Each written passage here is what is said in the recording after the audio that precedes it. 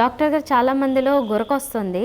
కొంతమందిలో కొన్ని రోజులొచ్చి మళ్ళీ పోతుంది. అసలు గురక ఎందుకొస్తుంది? దానికి రీజన్స్‌తో పాటుగానే దాని నుంచి బయటపడాలంటే ఏం చేయాలి చెప్తారా?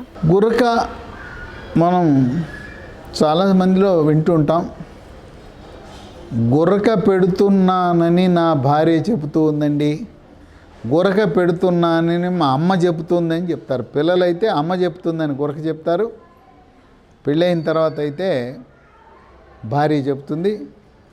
అలాగే విద్యార్థి దశలో హాస్టల్లో ఉంటే ఆ రూమ్లో పడుకునే రూమ్మేట్ చెప్తాడు.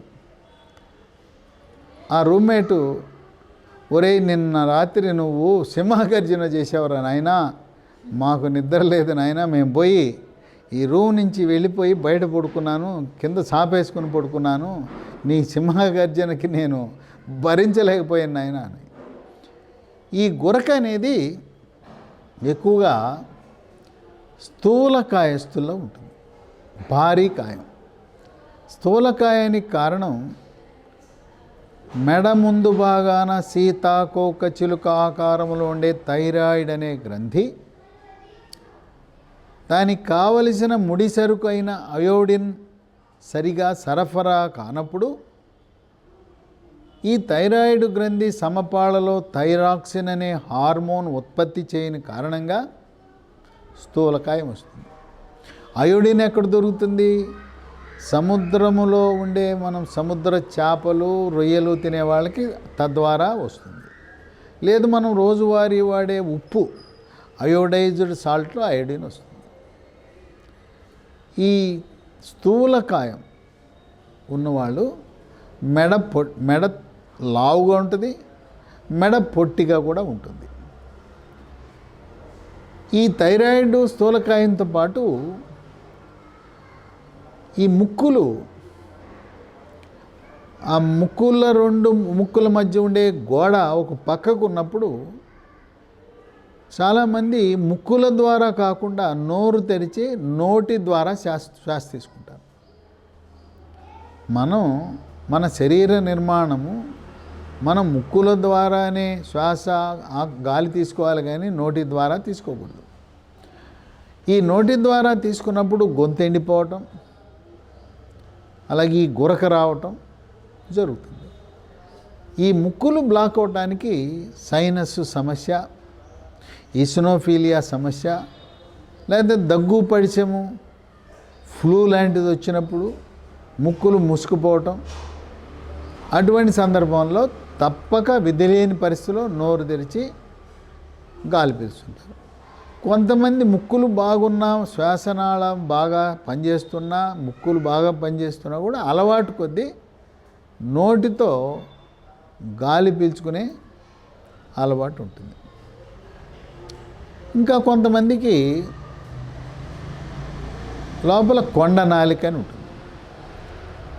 ఆ కొండ నాలిక యొక్క ఏర్పాటు, శ్వాసనాళం యొక్క ఏర్పాటు వల్ల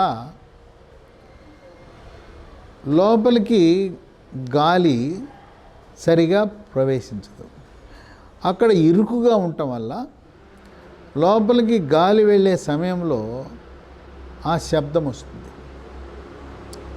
ఆ శబ్దమే గాలి లోపలకు వెళ్ళేటప్పుడు వచ్చే శబ్దమే మనం గురకగా పరిగణిస్తాం.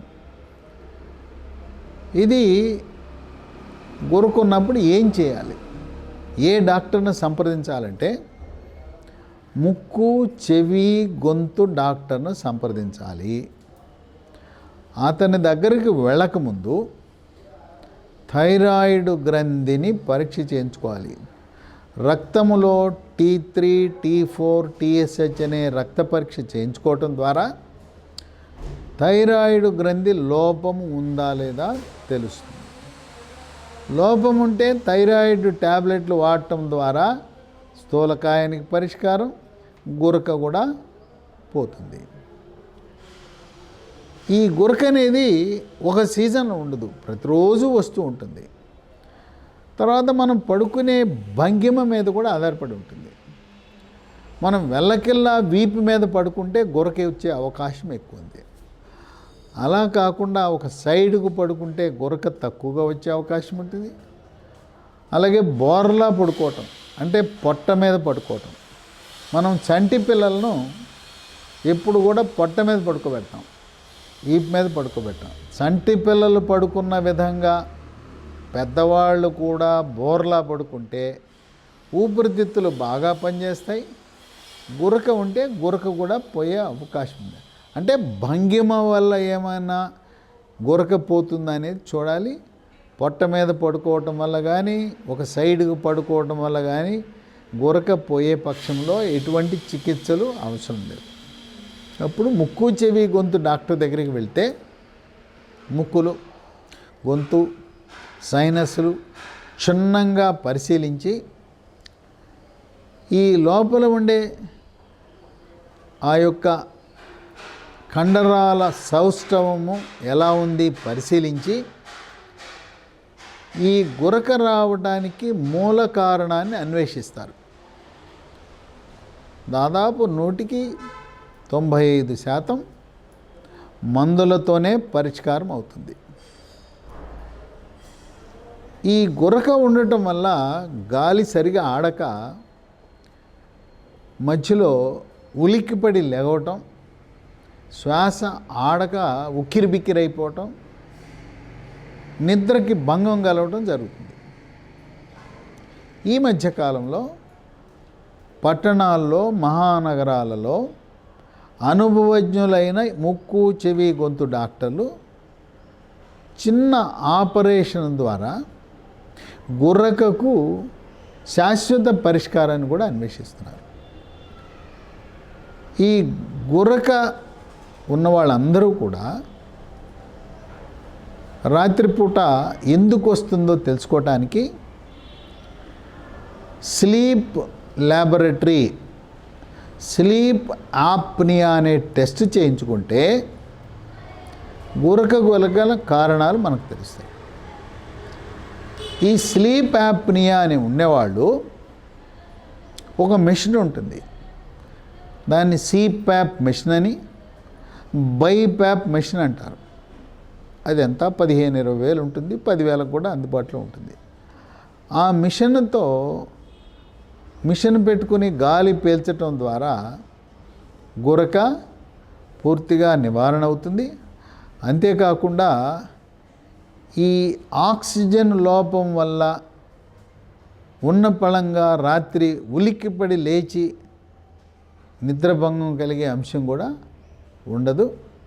కనుక మూల కారణాన్ని అన్వేషించి గురకకు గల కారణం అన్వేషించిన తర్వాత దానికి తగు చికిత్సలు చేయించుకోవాలి.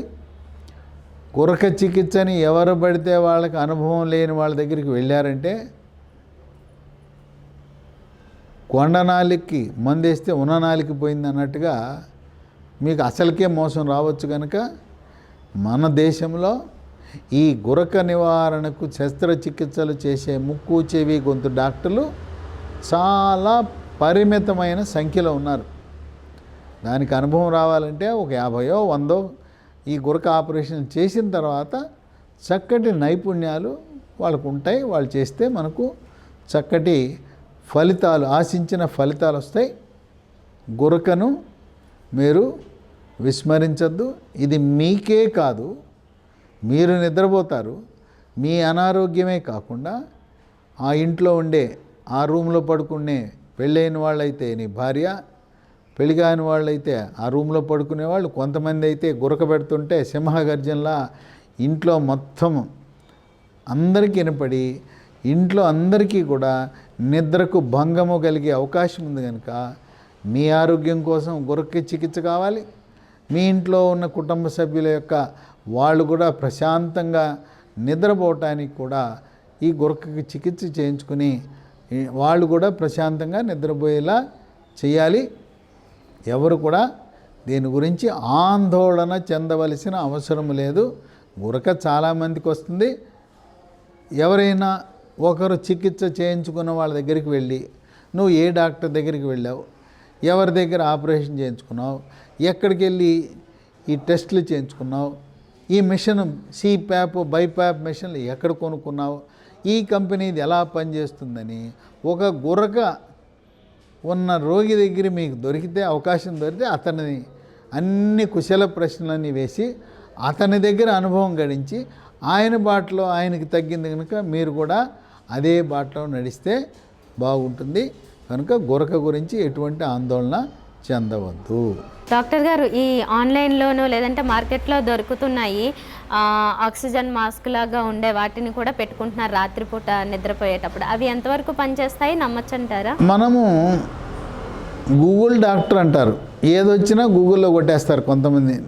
ఇది మన సాఫ్ట్వేర్ కంపెనీలో పనిచేసేవాళ్ళు, గూగుల్ వాడేవాళ్ళు, నెట్ గురించి తెలిసిన వాళ్ళు ఏదొచ్చినా నెట్లో కొడతారు. గుర్రక స్నోరింగ్ అని కొడతారు. స్నోరింగ్ అని కొట్టగానే అమెజాన్ కంపెనీలో రకరకాల పరికరాలు వచ్చేస్తాయి. దాంట్లో ఆర్డర్ చేసేస్తుంటారు. అది పద్ధతి కాదు. మీరు గూగుల్లో చూసి స్నోరింగ్కి ఏ పరికరాలు వాడాలని మీ సొంత వైద్యము చేయరాదు. మీరు సిప్యాప్ బైప్యాప్ మిషన్ వాడాలంటే స్లీప్ యాప్నియా అనే పరీక్షలు నిర్వహించిన తరువాత మాత్రమే డాక్టరు ఇచ్చిన ప్రిస్క్రిప్షన్ మేరకే ఇటువంటి పరికరాలు ఉపకరణాలు ఉపయోగించాలి. అంతేగాని సొంతంగా మీ అందరికి మీరే అమెజాన్లో ఆర్డర్ చేసి ఇది కాదని అది కాదని వాడటం అనేది ఆరోగ్యానికి మంచిది కాదు. దయచేసి గూగుల్ డాక్టరు గూగుల్ని చూసి వైద్యం చేయటం, గూగుల్లో ఉన్న ఉపకరణాలన్నీ కొనుక్కోవటం ఆరోగ్యానికి ఏమాత్రము మంచిది కాదు. Okay doctor, thank you so much.